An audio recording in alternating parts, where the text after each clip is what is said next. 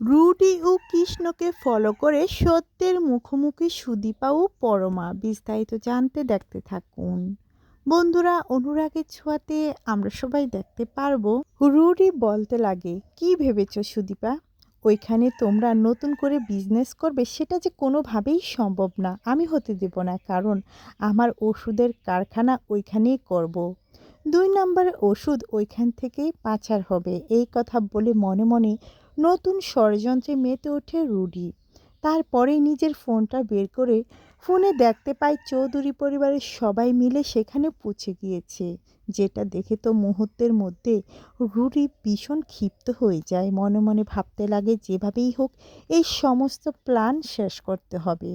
তারপরেই দেখা যায় হঠাৎ করে স্টেজে কৃষ্ণকে ডাকা হয় পুরস্কার নেয়ার জন্য। যেটা দেখে তো সুদীপা ও পরমা পুরো চমকে যায়, হা হয়ে তাকিয়ে থাকে। সুদীপা ভাবতে লাগে, কেন এত ওই লোকটাকে আপন মনে হচ্ছে, কেন চোখ সরাতে পারছি না। তারপরেই দেখা যায় মুখোমুখি হয় রুডি ও কৃষ্ণ। আলাদা দুজনে যখনই কথা বলে আর কৃষ্ণ বলে, রুডি তুই এখনো বেঁচে আসছিস। ঠিক সেই মুহূর্তে পরমা ও সুদীপা আড়াল থেকে দাঁড়িয়ে তাদের সমস্ত কথা শুনতে পায়।